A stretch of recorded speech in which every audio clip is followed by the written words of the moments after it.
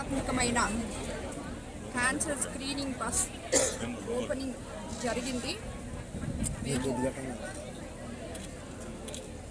కోవూరు నియోజకవర్గంలో ఈ కార్యక్రమం స్టార్ట్ చేశాము.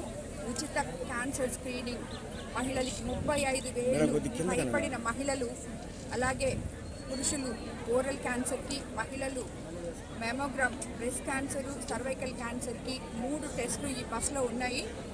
ఈ బస్సు 1.5 నెలల పాటు కోవూరు నియోజకవర్గం మొత్తం తిరుగుతుంది. అందులో తిరుపతి స్విమ్స్ హాస్పిటల్ డాక్టర్స్ బృందం ఉంది. అదేవిధంగా మన ఏఎన్ఎంలు, ఆశా వర్కర్లు వాళ్ళందరూ ప్రతి విలేజ్లో ఫాలో అప్ చేసి పేషెంట్ని బస్సు దగ్గరికి తీసుకురావడం జరుగుతుంది.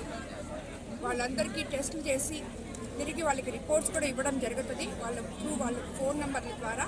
అలాగే ఎవరైనా క్యాన్సర్ డిటెక్టబుల్ ఉంటే స్విమ్స్లో వాళ్ళందరికీ సర్జరీస్ అయితే ఆరోగ్యశ్రీ పైన, లేదు మిగతా ఏమున్నా కానీ ఉచిత ఆపరేషన్స్ కానీ, లేదు ట్రీట్మెంట్స్ కానీ, రేడియో ట్రీట్మెంట్స్ కానీ అన్నీ జరుగుతాయి. అలాగే ఆరోగ్యశ్రీ లేని పరిస్థితుల్లో వాళ్ళకి మన ప్రాణదాన ట్రస్ట్ టీటీడీ ద్వారా అని కూడా ఇప్పుడే స్విమ్స్ డైరెక్టర్ గారు కూడా చెప్పడం జరిగింది.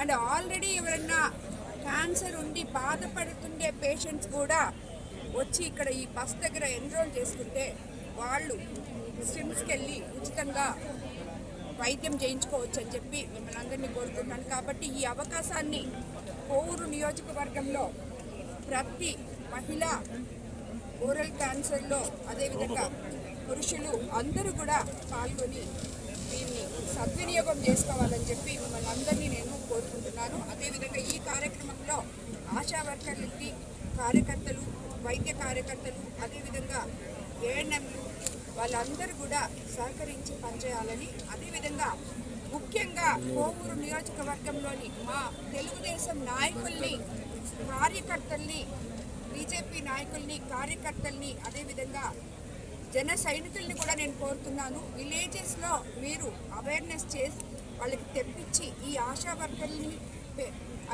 మామూలు మన ఓటర్స్ని, వాళ్ళందరినీ, గ్రామ ప్రజల్ని అందరినీ సమన్వయపరిచి ఈ కార్యక్రమాన్ని సక్రమంగా నిర్వహించే బాధ్యత నాయకుల మీద, కార్యకర్తల మీద ఉందని చెప్పి నేను మరోసారి మిమ్మల్ని అందరినీ కూడా కోరుకుంటున్నాను.